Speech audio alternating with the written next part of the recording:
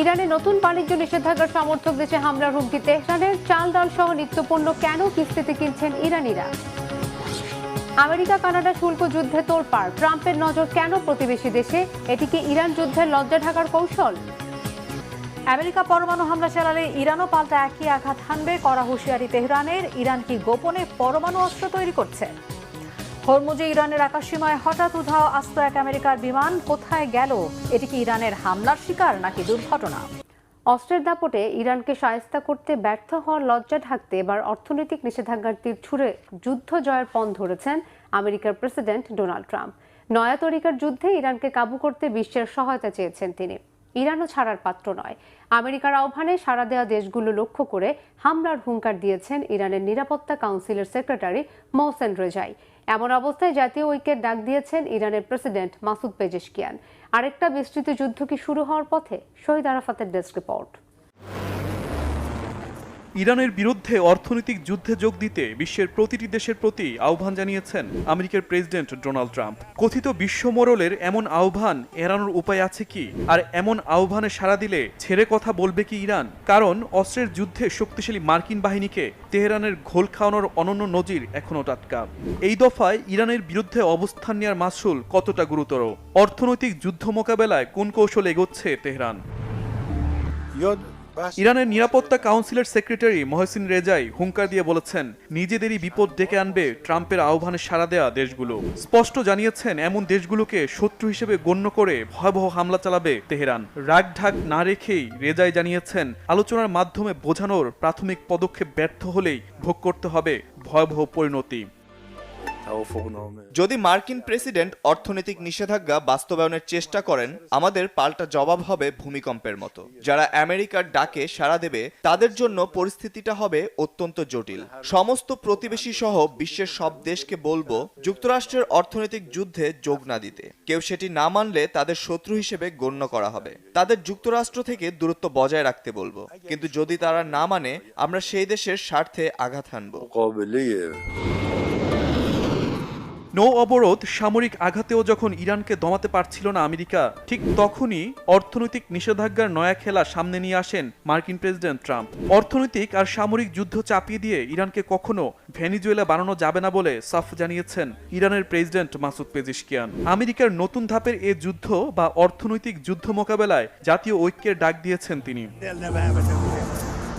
আঞ্চলিক পরিস্থিতি ঠান্ডা রাখতে প্রতিবেশী দেশগুলোর সাথে যোগাযোগ বাড়িয়েছে ইরান। এরই মধ্যে মিশর এবং পাকিস্তানের শীর্ষ নেতাদের সাথে ফোনালাপ করেছেন ইরানের পররাষ্ট্রমন্ত্রী আব্বাস আরাকচি। পাকিস্তানের সেনাপ্রধান ফিল্ড মার্শাল আসিম মুনির এশিয়ায় শান্তি, স্থিতিশীলতা ও নিরাপত্তা জোরদারে ইরানকে সব ধরনের সহযোগিতার আশ্বাস দিয়েছেন। ইরানের শীর্ষ কর্মকর্তাদের সাথে এ বিষয়ে বিস্তারিত আলোচনা করতে সোমবার ইরান সফরে যাচ্ছেন পাকিস্তানের সেনাপ্রধান। বারবার হরমুজ প্রণালীকে নিজ দেশের অংশ বলে ঘোষণা করছেন মার্কিন প্রেসিডেন্ট ডোনাল্ড ট্রাম্প। নতুন ধাপের এ অর্থনৈতিক যুদ্ধ নিয়ে বিভিন্ন দেশকে ইরানের বিরুদ্ধে অংশ নেওয়ার আহ্বান জানাচ্ছে ট্রাম্প প্রশাসন। চলমান পরিস্থিতি মধ্যপ্রাচ্যে আরো বড় যুদ্ধের অশনি সংকেত দিচ্ছে, যা ইরান তাদের সামরিক সক্ষমতা বাড়াতে উৎসাহিত করছে। দেশটির প্রতিরক্ষা মন্ত্রণালয়ের মুখপাত্র বলেন, 1 বছরের মধ্যে ইরান তাদের অস্ত্রের মজুদ দ্বিগুণ করেছে। যুদ্ধের মধ্যেও অস্ত্র উৎপাদন অব্যাহত আছে। দেশীয়ভাবে উৎপাদিত অস্ত্র ও গোলাবারুদের দ্রুত উৎপাদন ইরানকে সম্ভাব্য ভবিষ্যৎ যুদ্ধের জন্য আরও সাহস যোগাবে বলে আশাবাদী ব্রিগেডিয়ার জেনারেল রেজা তালাইনিক। শনিবার ইরানের প্রতিরক্ষা শিল্প দিবস উপলক্ষে সশস্ত্র বাহিনীর প্রধান major general Ali Abdullahi missile ও প্রতিরক্ষা অস্ত্র তৈরির একটি ভূগর্ভস্থ স্থাপনা পরিদর্শন করেন। সেখানে তিনি অস্ত্র ও প্রতিরক্ষা সরঞ্জাম উৎপাদনের সর্বশেষ অগ্রগতি পর্যালোচনা করেন। আমেরিকা পরমাণু হামলা চালালে পাল্টা একই ধরনের আঘাত হানবে ইরান, এমন হুঁশিয়ারি ইরানের এক প্রভাবশালী আইন প্রণেতার। তার এই হুঁশিয়ারি নিয়ে চলছে ব্যাপক আলোচনা। তিনি সরাসরি ইরানের কাছে পারমাণবিক অস্ত্র থাকার কথা না বললেও তার বক্তব্য ঘিরে তৈরি হয়েছে বড় প্রশ্ন। ইরান কি এরই মাঝে গোপনে পারমাণবিক অস্ত্র অর্জন করেছে, নাকি সম্ভাব্য পারমাণবিক হামলার ক্ষেত্রে ভিন্ন কোনো ভয়ঙ্কর পাল্টা জবাবের বার্তা দিচ্ছে তারা? হিজাল জুবাইরের ডেস্ক রিপোর্টে বিস্তারিত। যুক্তরাষ্ট্র ইরানের বিরুদ্ধে পারমাণবিক অস্ত্র ব্যবহার করলে তেহরানও সমপর্যায়ের জবাব দেবে। ইরানের প্রভাবশালী এক আইন প্রণেতার এমন মন্তব্য ঘিরে চাঞ্চল্য সৃষ্টি হয়েছে। তার বক্তব্যে সরাসরি ইরানের হাতে পারমাণবিক অস্ত্র থাকার কথা বলা না হলেও প্রশ্ন উঠেছে, সম্ভাব্য পারমাণবিক হামলার ক্ষেত্রে তেহরানও পাল্টা পারমাণবিক হামলা চালাবে, এটি কি তারই ইঙ্গিত? আনাদলু এজেন্সির খবরে বলা হয়েছে, সম্প্রতি ইরানি পার্লামেন্টের জাতীয় নিরাপত্তা ও পররাষ্ট্রনীতি কমিশনের সদস্য ফাদা হোসেইন মালিকি ইরানি সংবাদ মাধ্যমে দেওয়া এক সাক্ষাৎকারে বিস্ফোরক ওই হুঁশিয়ারি জানান। ইরানের ওপর যুক্তরাষ্ট্রের সম্ভাব্য পারমাণবিক হামলা ঘিরে প্রকাশিত একটি প্রতিবেদনের প্রতিক্রিয়া জানাতে গিয়ে তিনি একথা বলেন। সাক্ষাৎকারে পারমাণবিক হামলার আশঙ্কাকে কতটা গুরুত্বের সঙ্গে দেখছেন এমন প্রশ্নের জবাবে মালিকি বলেন, মার্কিন প্রেসিডেন্ট ডোনাল্ড ট্রাম্পের পক্ষ থেকে পারমাণবিক হামলার মতো কোনো অপরিণামদর্শী পদক্ষেপের সম্ভাবনা তিনি পুরোপুরি উড়িয়ে দিচ্ছেন না। তবে তার বিশ্বাস, ট্রাম্প শেষ পর্যন্ত এমন সিদ্ধান্ত নেওয়ার সাহস করবেন না, কারণ এ ধরনের হামলা পুরো বিশ্বকে একটি ভয়াবহ ও বিপজ্জনক যুদ্ধের দিকে ঠেলে দিতে পারে। মালিকি বলেন, যুক্তরাষ্ট্র যদি এমন কোনো পদক্ষেপ নেয় তাহলে ইসলামী প্রজাতন্ত্র ইরানও পাল্টা জবাব দেবে। ইরানের বিরুদ্ধে যে ধরনের অস্ত্র ব্যবহার করা হবে, তেহরানের প্রতিক্রিয়াও হবে তার সঙ্গে সামঞ্জস্যপূর্ণ বা সমপর্যায়ের। এরপরই তাকে সরাসরি প্রশ্ন করা হয়, যুক্তরাষ্ট্র যদি ইরানের বিরুদ্ধে পারমাণবিক অস্ত্র ব্যবহার করে তাহলে ইরানও কি একই ধরনের অস্ত্র ব্যবহার করবে? জবাবে তিনি আবারও বলেন, যুক্তরাষ্ট্র যে অস্ত্রই ব্যবহার করুক, ইরান তার সমপর্যায়ের বা তার চেয়েও বেশি মাত্রার জবাব দেবে। মালিকি সরাসরি বলেননি যে ইরানের কাছে পারমাণবিক অস্ত্র আছে। তিনি এমন কোনো তথ্যও দেননি যা থেকে নিশ্চিতভাবে বলা যায় তেহরান পারমাণবিক অস্ত্র তৈরি করেছে বা তা অর্জন করেছে। ফলে তার বক্তব্যকে ইরানের পারমাণবিক অস্ত্রধারী হওয়ার প্রমাণ হিসেবে দেখার সুযোগ নেই। কিন্তু একই সাথে তার এমন কথা ইরানের পারমাণবিক অস্ত্র থাকা না থাকা নিয়ে ধোঁয়াশা তৈরি করেছে। প্রশ্ন উঠছে, সম্ভাব্য পারমাণবিক হামলার ক্ষেত্রে ইরান আসলে কি ধরনের পাল্টা ব্যবস্থা নেওয়ার কথা ভাবছে? মালিকি যুক্তরাষ্ট্রকে ইরানের বিরুদ্ধে নতুন সামরিক পদক্ষেপের বিষয়ে সতর্ক করে বলেন, ইরানের হাতে একাধিক বিকল্প রয়েছে। ইরানের অনেক অস্ত্র ও সামরিক সক্ষমতা এখনো প্রকাশ্যে আনা হয়নি। তিনি আরও বলেন, তেহরান এখন আর শুধু প্রতিরক্ষামূলক অবস্থানে নেই, বরং আক্রমণাত্মক নীতির দিকে এগিয়ে যাচ্ছে। মালিকের এই হুঁশিয়ারি এমন এক সময় সামনে এলো যখন ইরানের পারমাণবিক কর্মসূচি নিয়ে নতুন করে নানা রকম জল্পনা ডালপালা মেলছে। গত 24 জুলাই এক্সক্লুসিভ এক প্রতিবেদনে মার্কিন সংবাদ মাধ্যম নিউ ইয়র্ক টাইমস জানায়, মার্কিন গোয়েন্দা সংস্থাগুলো মনে করছে পারমাণবিক অস্ত্র অর্জনে আয়াতুল্লাহ আলী খামেনির তুলনায় ইরানের বর্তমান সর্বোচ্চ নেতা মোস্তফা খামেনি আরও বেশি আগ্রহী। আয়াতুল্লাহ আলী খামেনি নিহত হওয়ার ঘটনা ইরানের পারমাণবিক অস্ত্র অর্জনের আকাঙ্ক্ষা অনেক বাড়িয়ে দিয়েছে। এদিকে ইরানকে শায়েস্তা করার লড়াই অসমাপ্ত রেখে কানাডার সাথে বাণিজ্য যুদ্ধে নেমে পড়েছেন মার্কিন প্রেসিডেন্ট ডোনাল্ড ট্রাম্প। এখানেই শেষ নয়, প্রেসিডেন্ট ট্রাম্প আপত্তিকর মন্তব্য করেছেন কানাডার প্রধানমন্ত্রী মার্ক কার্নির বিরুদ্ধে। আমেরিকার আরোপিত অতিরিক্ত শুল্কের জবাবে যুক্তরাষ্ট্রের পণ্যে 50% পাল্টা শুল্ক আরোপের ঘোষণা দিয়েছে কানাডা। কবে থেকে কার্যকর হচ্ছে প্রতিশোধের এই শুল্ক? পাল্টাপাল্টি এই শুল্ক আরোপে কার ক্ষতি সবচেয়ে বেশি? এটি কি বিতর্কিত ইরান যুদ্ধ থেকে দৃষ্টি সরানোর নয়া কৌশল? নাইম আহমেদের ডেস্ক রিপোর্টে জানব বিস্তারিত। আমেরিকাকে আবারও গ্রেট বানাতে আসা প্রেসিডেন্ট ডোনাল্ড ট্রাম্প যেন আগ বাড়িয়ে দায়িত্ব নিয়েছেন পরাশক্তি দাম্ভিক আমেরিকাকে ডুবিয়ে মারার। ইরানে হামলা চালিয়ে সহজে যুদ্ধ জয়ের স্বপ্ন দেখলেও উল্টো প্রতিরোধের উত্তাপে তুলোধুনো হয়ে হাত পা গুটিয়েছেন। এবার সংঘাত বাঁধিয়েছেন প্রতিবেশী কানাডার সাথে, তবে সামরিক নয়, পুরনো অস্ত্র বাণিজ্যকেই কাজে লাগাচ্ছেন মার্কিন প্রেসিডেন্ট ট্রাম্প। ইরানের সাথে যুদ্ধে কুলাতে না পেরে মার্কিন ভোটারদের সমর্থন ধরে রাখতেই কি নতুন করে কানাডার সাথে এই বাণিজ্য যুদ্ধ, নাকি এটি ইরান যুদ্ধের লজ্জাজনক ফলাফল থেকে দৃষ্টি সরানোর সস্তা কৌশল?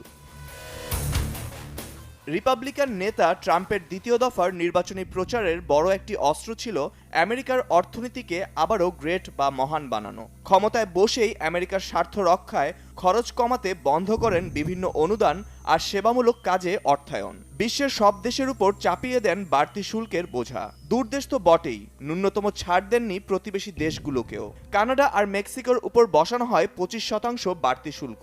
এর মধ্যে দৃশ্যপটে চলে আসে ইরান।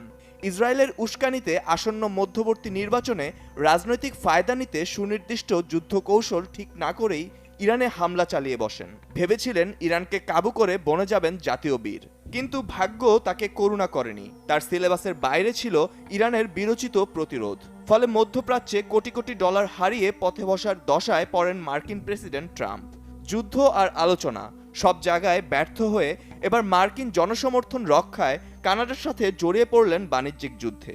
শুক্রবার $20 বিলিয়ন চুক্তি করতে আলোচনায় বসে আবারও বিশ্বাসঘাতকতার নজির গড়েছে মার্কিন প্রশাসন। চুক্তি তো দূরের কথা, সবচেয়ে বড় বাণিজ্যিক প্রতিবেশীর উপর চাপানো হয়েছে বাড়তি 50% শুল্ক। মার্কিন প্রেসিডেন্টের দাবি, যুক্তরাষ্ট্রের অঙ্গরাজ্যের মতো সুবিধা চাইছে কানাডা। এদিকে মার্কিন প্রেসিডেন্টের ফাঁকা বুলি আর চোখ রাঙানো সহজভাবে নিচ্ছে না কেউই। এবার ওয়াশিংটনকে কঠিন জবাব দিতে প্রস্তুত অটোয়া। কানাডার প্রধানমন্ত্রী নির্বাচিত হয়েই মার্ক কার্নি জনগণকে প্রতিশ্রুতি দিয়েছিলেন আমেরিকার বাণিজ্যিক অসহযোগিতার মুখ্যম জবাব দেবেন। তার অভিযোগ, বাণিজ্যিক আলোচনায় বসে বিশ্বাসঘাতকতা করেছে আমেরিকা। কার্নির অভিযোগ, আলোচনার মধ্যেই নতুন নতুন দাবি আর শর্ত যোগ করে প্রহসন করেছে ওয়াশিংটন। এর মধ্যে ছিল কানাডার গাড়ি শিল্পে হস্তক্ষেপ আর অন্য দেশের সঙ্গে কানাডার বাণিজ্য চুক্তিতে অগ্রহণযোগ্য বিধিনিষেধ। এরপরই নতুন করে কানাডার $20 বিলিয়ন, যা বাংলাদেশি মুদ্রায় প্রায় 2000 কোটি টাকার পণ্যে বাড়তি 50% শুল্ক আরোপ করে মার্কিন প্রশাসন। এসব পণ্যের মধ্যে ছিল ওয়াইন, আসবাব, দুগ্ধজাত পণ্য, সিমেন্ট, পোশাক, মাছ ধরার ছিপ ও হকির সরঞ্জাম। জবাবে কানাডার প্রধানমন্ত্রী কার্নি যুক্তরাষ্ট্রের পণ্যের উপর পাল্টা 50% শুল্ক আরোপের ঘোষণা দেন, যা আগামী 8 সেপ্টেম্বর থেকে কার্যকর হবে। প্রতিশোধমূলক শুল্ক আরোপ করা মার্কিন পণ্যের তালিকায় আছে ইস্পাত, দুগ্ধজাত পণ্য, গৃহস্থালী সামগ্রী, কৃষি যন্ত্রপাতি, মন্ড ও কাগজ এবং ইলেকট্রনিক্স।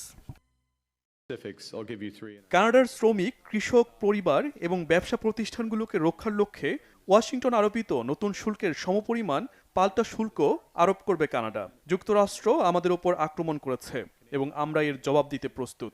আমাদের মজুদ আছে, সহনশীলতা আছে, পরিকল্পনা আছে। আমাদের লক্ষ্য স্থির এবং আমরা জবাব দেব, এটাই নিশ্চিত। নতুন করে কানাডার উপর বাণিজ্য যুদ্ধ চাপিয়ে যুক্তরাষ্ট্র খুব একটা সুবিধা নিতে পারবে না বলে মনে করছেন বিশ্লেষকরা। পাল্টাপাল্টি এই বাণিজ্য যুদ্ধে সম্ভাব্য কতটা ক্ষতি হতে যাচ্ছে আমেরিকা আর কানাডার। বিশ্লেষকদের মতে নিঃসন্দেহে এ পরিস্থিতি সীমান্তের দুই পাশেরই অর্থনৈতিক ক্ষতি করবে। মার্কিন শুল্কের কারণে কানাডার ব্যবসা বাণিজ্য আরও চাপে পড়বে।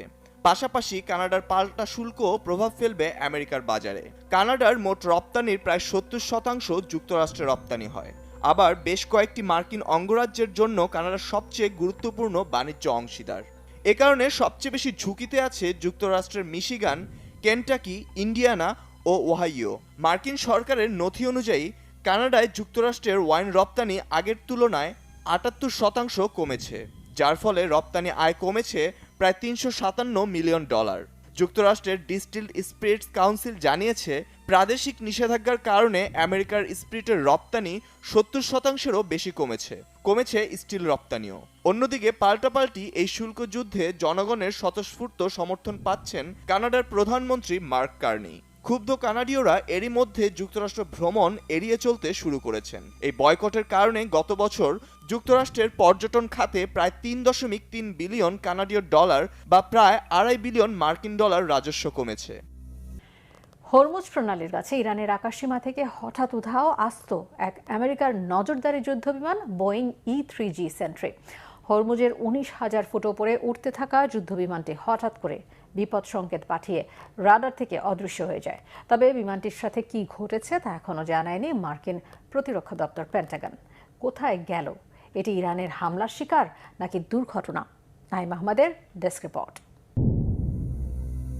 হরমুজ প্রণালীর ইরানের আকাশসীমায় এবার রীতিমতো গায়েব মার্কিন নজরদারি যুদ্ধবিমান বোয়িং E-3G সেন্ট্রি বিমান। এটি আমেরিকার আকাশপথে সচল কমান্ড ও কন্ট্রোল সেন্টার হিসেবে ইরানে অভিযান পরিচালনায় ব্যবহার করা হচ্ছিল। আকাশে উঠতে উঠতে হঠাৎ করেই বিপদ সংকেত পাঠিয়ে মাঝপথেই রাডার থেকে গায়েব হয়ে যায় বিমানটি। কোথায় গেল? এত নিরাপত্তার চাদরে ঢাকা মার্কিন যুদ্ধ বিমান কিভাবে গায়েব হলো? এটা কি ইরান ভূপাতিত করেছে, নাকি কোনো দুর্ঘটনার শিকার হয়েছে, নাকি এটি ইরানের 43তম শিকারে পরিণত হয়েছে? ইরান যুদ্ধে এখন পর্যন্ত 42টি যুদ্ধবিমান হারিয়েছে আমেরিকা, তাই এবারও সন্দেহের তীর ইরানের দিকে। Flight tracking platform flight radar 24 এর রাডার তথ্য জানিয়েছে বিমানটি প্রায় 19,275 ফুট উচ্চতায় এবং ঘন্টায় প্রায় 852 কিলোমিটার গতিতে উঠছিল। এরপরই যুদ্ধবিমান থেকে পাঠানো হয় 7700 জরুরি সংকেত। বিমানে কোনো গুরুতর সমস্যা দেখা দিলে পাইলট এই কোড ব্যবহার করে থাকেন। জরুরি সংকেত দেওয়ার কিছুক্ষণ পরেই ফ্লাইট ট্র্যাকিং সিস্টেমে বিমানটির অবস্থান আর দেখা যায়নি। রীতিমতো রাডার থেকে উধাও হয়ে যায় আস্ত একটি মার্কিন বিমান। বিচ্ছিন্ন হয়ে যায় বিমানের সাথে সব যোগাযোগ ব্যবস্থা। আর এই ঘটনাই সামাজিক যোগাযোগ মাধ্যমে জন্ম দেয় নানা জল্পনার। কেউ কেউ দাবি করতে থাকেন হরমুজের কাছে মার্কিন E-3Zকে লক্ষ্য করে হামলা চালিয়েছে ইরান। তবে এখন পর্যন্ত এই দাবির পক্ষে কোনো নিশ্চিত প্রমাণ নেই। মার্কিন সেন্ট্রাল কমান্ড সেন্টকমও ইরানের হাতে যুদ্ধবিমান ভূপাতিত হওয়ার বিষয়টি নিশ্চিত করেনি, কোনো মন্তব্য করেনি ইরানও। এই যুদ্ধবিমানটি আমেরিকানদের দামি উন্নত প্রযুক্তির বিমানের মধ্যে একটি। সত্যিই যদি এমন একটি বিমানকে গুলি করে ভূপাতিত করা হয়ে থাকে, তাহলে তা যুক্তরাষ্ট্রের জন্য বড় সামরিক ব্যর্থতা হয়ে দাঁড়াবে। তবে ব্যর্থতা স্বীকার করতে নারাজ আমেরিকা। ইরানের কাছে কোটি কোটি মার্কিন ডলারের অস্ত্র হারিয়ে দম্ভ কমেনি প্রেসিডেন্ট ডোনাল্ড ট্রাম্পের। এখনও আউড়ে যাচ্ছেন একই বলি। এবার সাউথ ক্যারোলিনায় নির্বাচনী র্যালিতে গিয়ে দাবি করেন ইরান যুক্তরাষ্ট্রের সাথে চুক্তি করতে চাইলেও এখনো প্রস্তুত নয়। একই সাথে হরমুজ প্রণালী এবং এর আশেপাশের অঞ্চলের উপর যুক্তরাষ্ট্রের পূর্ণ নিয়ন্ত্রণ রয়েছে বলেও দাবি করেন তিনি। এদিকে সিরিয়ায় হামলা ও ফিলিস্তিনে হামলা ও দখলদারিত্বের অভিযোগ তুলেছে তুরস্ক। গাজামুখী গ্লোবাল সুমুদ ফ্লোটিলা আটকের ঘটনায় ইসরায়েলি প্রধানমন্ত্রী বেনিয়ামিন নেতানিয়াহুর বিরুদ্ধে তুরস্কের একটি ফৌজদারি মামলায় গ্রেফতারি পরোয়ানা জারি করা হয়েছে। এবার তার বিরুদ্ধে ইন্টারপোল রেড নোটিশ চাওয়ার উদ্যোগ নিয়েছে আঙ্কারা।